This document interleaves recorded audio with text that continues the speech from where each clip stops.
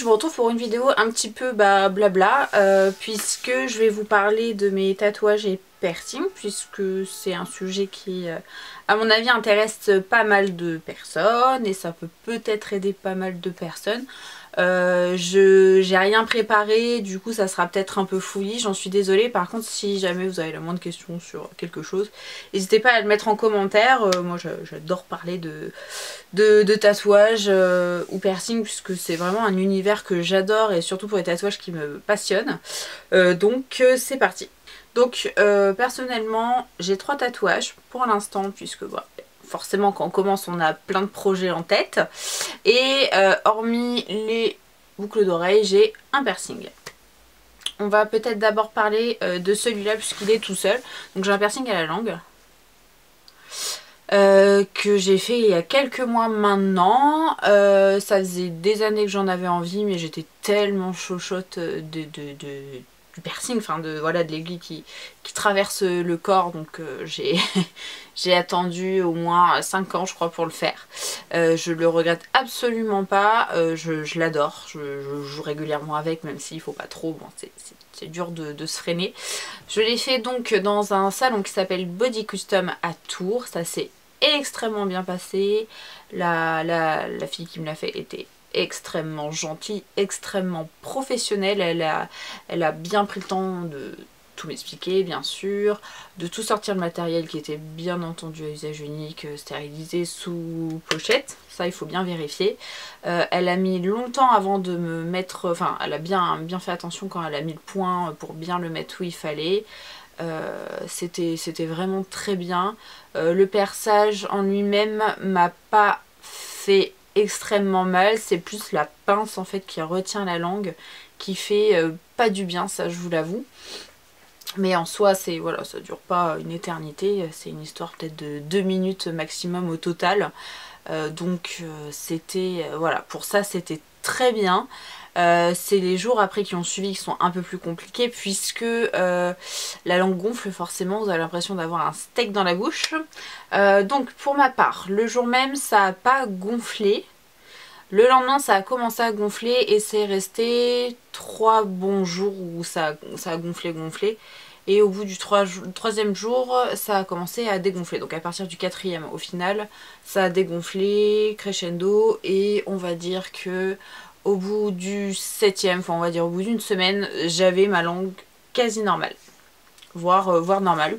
J'ai changé mon bijou au bout de 10 jours, c'est ce qu'elle m'avait dit. Je suis allée dans un autre salon à Angers, puisque j'habite à Angers. Donc j'avais pas retourné à Tours. Pour changer mon bijou, et ils ont été ultra étonnés que ma langue soit comme ça au bout de 10 jours. Apparemment eux ne font pas au bout de 10 jours, mais bon, du coup ça montre a priori, je pense que cette dame est ultra professionnelle et perce très bien, sachant que je me suis quand même aidée un petit peu de l'homéopathie. Alors l'homéopathie, soit on y croit, soit on n'y croit pas, ça c'est pas le débat.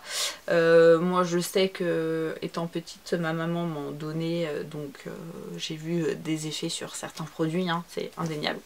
Donc je suis allée demander conseil à ma pharmacie, elle m'a fait prendre des petites granules avant le perçage, juste avant, un autre juste après, et après pendant une semaine j'avais deux boîtes de granules, vous savez, où vraiment c'est les petits granules que vous tournez. J'en prenais je crois 3 ou 5, je sais plus, de arnica et Apis Mellifica, quelque chose comme ça. Il y en avait un pour la douleur, le Apis quelque chose Mellifica, et l'arnica c'était pour pas trop que ça gonfle, ou l'inverse, je sais plus.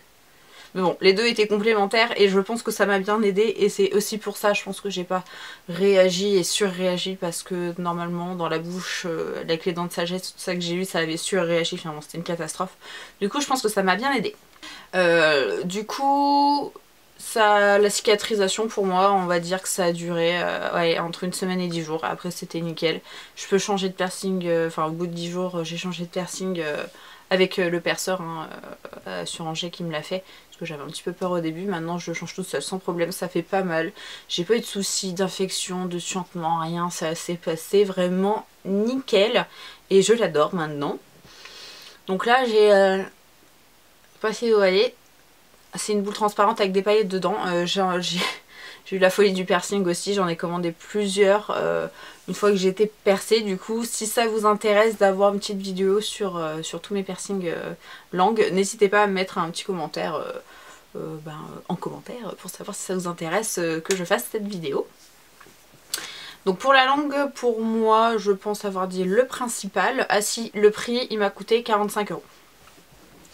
Et maintenant les tatouages, donc j'en possède 3, on va faire par ordre chronologique. J'ai commencé par ma cuisse droite, je vais pas vous filmer en vidéo comme ça, je vais vous mettre photo. Donc il ressemble à ça, moi de toute façon tatouage sur moi du moins ça sera le style ornemental, féminin, dotwork, pas voilà, je suis dans ces styles là. Donc tous les tatouages que je ferai seront dans ce style là. Donc le premier l'est tout à fait. Je suis allée dans un salon, un shop à Nantes qui s'appelle Iron Ink et j'ai été tatouée par Ornella qui est talentueuse comme c'est pas permis non plus. J'ai mis au moins 6 ans avant de le faire aussi ce tatouage. Donc j'ai bien réfléchi puisque bon, tatouage quand même c'est permanent à vie, vous le savez. Donc il faut réfléchir quand même un minimum. C'est un tatouage qui devait prendre normalement 6 heures parce qu'en fait il fait le tour de ma cuisse, il y a une espèce de bande de dentelle qui fait le tour de la cuisse et au final on a mis 5 heures parce qu'elle a réussi à poser le calque assez vite par rapport à ce qu'elle pensait et parce que j'ai pas demandé à faire de pause, j'ai été plutôt résistante donc elle avait prévu plus large et elle a été aussi agréablement surprise par le temps qu'on a mis puisqu'on a mis 1 heure de moins. Donc elle, en fait c'est un tatouage où elle a dû poser le calque en plusieurs fois parce qu'elle a posé le devant, ensuite elle a posé un côté, elle a fait le côté, un autre côté et le derrière. Donc au niveau de la douleur, sur l'avant franchement commencer par la cuisse c'est génial parce que c'est pas une zone trop sensible. Franchement c'est largement supportable, j'étais stressée, énormément stressée juste avant de commencer et puis au final ça va très bien, au bout de 30 minutes vous avez la endorphine qui vient un petit peu vous aider. Sur le côté droit, enfin extérieur, ça a été, ça pique un peu plus mais ça a été. L'intérieur par contre c'était un peu plus costaud et l'arrière c'est un peu plus costaud aussi. Ma peau a quand même pas mal surréagi, ça me faisait une énorme bosse, ils étaient un petit peu morts de rire ou désespérés, je ne sais pas trop. Mais du coup il était temps que ça se termine parce que ma peau elle commençait tellement à gonfler qu'elle avait du mal à tatouer. Donc voilà, elle a réussi à finir mais il fallait pas que ça dure plus longtemps, qu'il y ait plus de détails. Donc voilà pour ça, donc la douleur largement supportable, même pendant 5 heures, même pour un premier, quand on le veut et qu'on le veut vraiment. On est capable de supporter ça largement. Donc ce tatouage c'est celui qui m'a coûté le plus cher, puisqu'il m'a coûté 650 €. Alors ça peut paraître énorme, mais il y a quand même 6 heures de travail prévu dessus. Dessin qu'elle a entièrement réalisé elle-même avec mes demandes, mes souhaits, tout ce que je lui ai montré. Calque posé en plusieurs fois. Et surtout c'est une tatoueuse qui commence à être très réputée dans notre région et elle a plus ou moins, enfin surtout plus que moi, 6 mois d'attente et elle en est à pouvoir choisir les projets qui l'intéressent et refuser ceux qui ne l'intéressent pas. Donc c'est une tatoueuse vraiment voilà, demandée, donc on paye aussi ça. Et comme c'était mon premier et que je le veux depuis pas mal d'années, je voulais pas me planter, donc je préfère avoir mis ce prix là plutôt que 50 € et regretter toute ma vie de l'avoir eu. Au niveau de la signification, alors il faut savoir que moi personnellement le tatouage tel que je l'entends pour moi ne doit pas avoir une signification dans le... enfin comme tout le monde l'entend, dans le sens où il s'est passé telle chose de ma vie, ça voilà, c'est censé représenter ça. Par exemple je sais pas, j'ai voilà, la naissance de mon enfant, je pense pas... sauf si je change, c'est possible, hein, me faire tatouer par exemple son prénom ou la date de naissance. Pour moi ça sera pas ça. Ce tatouage là, donc il n'a pas une signification sur un moment de... enfin un acte de ma vie qui s'est passé, mais il représente ma féminité en fait, tout simplement.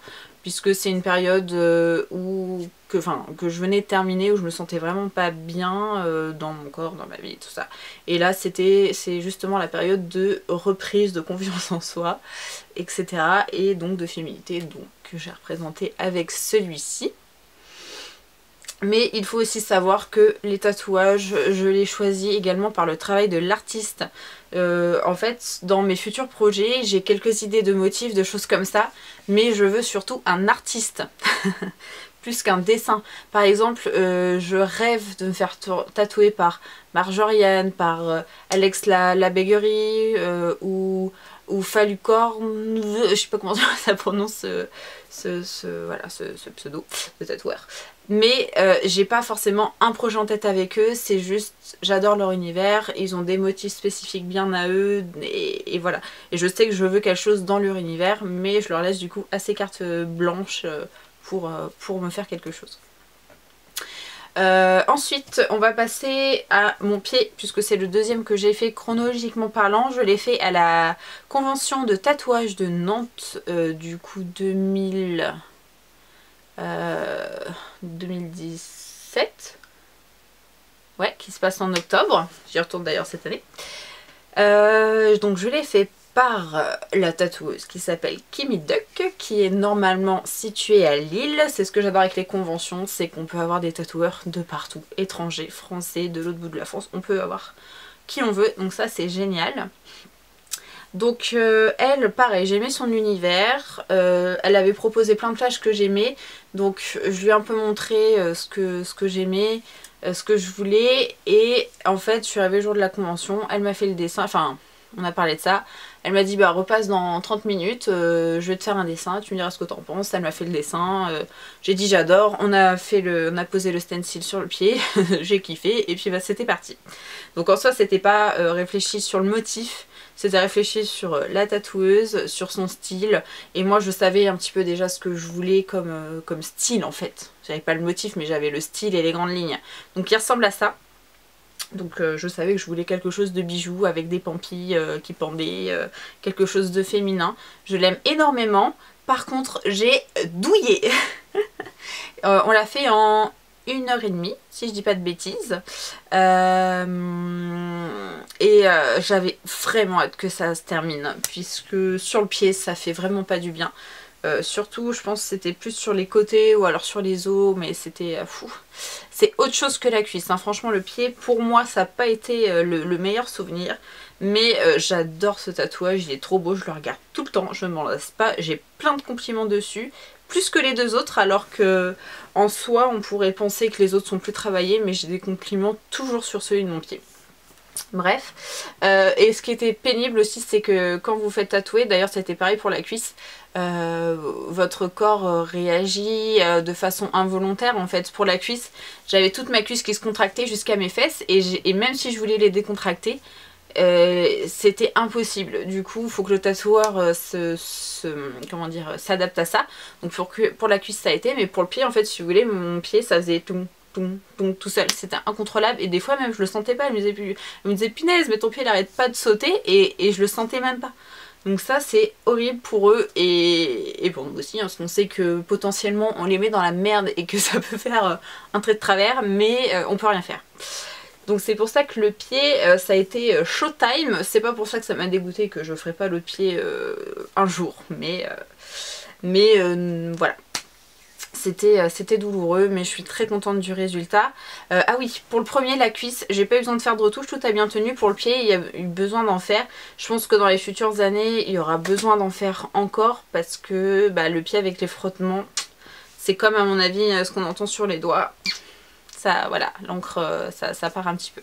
Donc ce tatouage m'a coûté 250 € et donc pour 1h30, vous pourrez dire que c'est peut-être cher, mais le pied, c'est un endroit extrêmement difficile à tatouer. Donc ce qui explique son prix, peut-être que c'est cher par rapport à d'autres tatoueurs, moi je m'en fiche, c'était cette tatoueuse là que je voulais, c'était son travail, je suis ultra contente de ce que j'ai, donc c'est tout. Au niveau de la signification, encore une fois, bah il n'y en a pas vraiment, c'était le style, la féminité, je voulais quelque chose pour embellir mon pied, c'est quelque chose qui je trouve embellit bien mon pied, donc voilà. Et donc le dernier que j'ai fait en date chronologiquement, même si au final je l'ai fait un jour après mon pied, parce que c'était aussi à la convention de Nantes de tatouage de l'année dernière, donc 2017. Mais j'ai eu l'opportunité de faire les dents en même temps, donc je les ai fait. J'en ai pas refait depuis. Et j'en ferai pas avant la convention de Nantes, et je sais pas si j'en ferai un là-bas, on verra. donc la cuisse, qui a été fait par Marine Ishigo. Talentueuse aussi, hein, j'ai envie de vous dire, sinon je l'aurais pas choisie. Et elle est à Besançon, je crois. Je vais vérifier. Ouais, c'est ça, elle est à Besançon, donc pareil, Besançon c'est loin d'Angers, hein, donc c'était le moyen de la voir. D'ailleurs, je vais faire mes retouches à la prochaine convention avec elle, puisqu'il y a quelques petites choses à retoucher.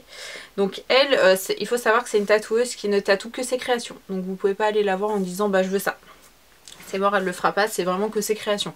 Vous pouvez vous donner, comment dire, des lignes directrices sur ce que vous aimeriez bien avoir, mais c'est elle qui fera son dessin, quoi. Alors, on l'a fait en 2h30 je crois. Pareil, bah la cuisse franchement ça s'est hyper bien passé, je somnolais à des moments. Par contre à la fin j'étais ultra fatiguée, j'avais l'impression d'avoir couru un marathon. C'est normal, c'est que il y avait la fatigue du trajet puisqu'on s'était levé tôt, je m'étais fait tatouer la veille donc j'étais déjà fatiguée. Je n'avais pas forcément bien mangé, enfin bon c'est pas les conseils à faire, à reproduire pour votre tatouage. Il faut bien dormir, il faut bien manger, il ne faut pas consommer de l'alcool. Il faut être vraiment au top de sa forme donc pour mieux supporter le tatouage. Donc ça a été très bien. Je suis tombée amoureuse quand j'ai vu ce que c'était un flash qu'elle proposait pour la convention. Je suis tombée amoureuse devant son motif et je me le suis approprié et j'en ai trouvé une signification autre que l'embellissement personnel. Mais le diamant du milieu, enfin en fait ça, non, on recommence. Le tatouage en lui-même représente un petit peu un arbre de vie, pas généalogique mais arbre de vie de ma famille en fait. Le milieu ça représente moi et le milieu, donc le diamant du milieu, et le diamant du côté, voilà, les autres membres de ma famille en fait, ma famille des deux côtés. Donc voilà, c'est pas une signification que, comme je vous ai dit, que moi j'ai demandé à faire, c'est je me le suis approprié ce tatouage, son travail que j'ai adoré. C'est peut-être une vision particulière pour vous pour se faire tatouer. Moi c'est comme ça que je le vois et c'est comme ça que je le vis très bien. Donc ce tatouage m'a coûté 350 € pour 2h30. Je sais pas si c'était prévu de faire plus ou moins, mais je sais qu'elle a plutôt bien avancé en tout cas sur le tatouage. Et ce qui est cool, c'est que les retouches à chaque fois sont gratuites, en tout cas pour ceux que j'ai choisis, mais je crois que c'est tous les tatoueurs comme ça. Et ils s'arrangent plutôt bien pour nous prendre dès qu'ils peuvent, donc ça c'est cool. Ensuite, se faire tatouer en convention, si je peux vous en dire quelques mots. Je sais que ça déplaît totalement à certains, moi j'ai adoré. Je sais pas pourquoi, mais je sais pas, il y avait encore plus de la fierté de le faire ce tatouage et du coup il est encore plus, je sais pas, je suis encore plus fière de les avoir et j'ai adoré l'expérience, vraiment ce milieu de convention où il n'y a pas de jugement, où tout le monde a des looks et des styles ultra décalés et différents, j'ai vraiment surkiffé. Donc voilà, il me semble avoir dit à peu près tout ce qui était important sur les tatous que je possède et le piercing. Tout ce que je peux vous dire en tout cas, vous, c'est de bien réfléchir quand vous faites un tatouage, pas le faire, vous voyez, après une soirée bourrée parce que vous avez eu un pari avec un pote quoi. Et savoir un peu comment appréhender votre tatouage, comment vous allez après l'assumer, parce que mine de rien là j'ai des grosses pièces, il faut les assumer et c'est justement ça qui m'a fait m'assumer. Avant j'étais tout le temps en pantalon, ma famille peut en témoigner, en été ils m'ont très rarement vu en jupe ou en robe. J'en avais mais j'en mettais jamais parce que je m'assumais pas. Là je le suis tous les jours. Clairement, et ça c'est depuis que je suis tatouée. Je m'assume grâce à ces tatouages, je me sens bien avec. Donc voilà, c'est aussi quelque chose à prendre en compte parce que quand vous faites des tatouages, certaines pièces au niveau de la taille ou au niveau du motif, ça peut ne pas être évident à assumer, donc il faut bien réfléchir à ça aussi. Et vous, mettez-moi en commentaire quels sont vos tatouages, ça m'intéresse de savoir si vous êtes tatoué, si jamais vous avez envie de vous faire tatouer, si c'est quelque chose que vous trouvez moche, enfin moche, c'est un milieu que vous n'aimez pas du tout et que vous envisagez de ne jamais vous faire tatouer, et puis voilà. On peut discuter, échanger des tatouages, ça me ferait éventuellement même très beaucoup plaisir parce que j'adore parler de ça. Donc voilà, si vous avez des questions, n'hésitez pas à les mettre en commentaire. Je vous fais plein de bisous et je vous retrouve très vite pour une nouvelle vidéo. Ciao ciao.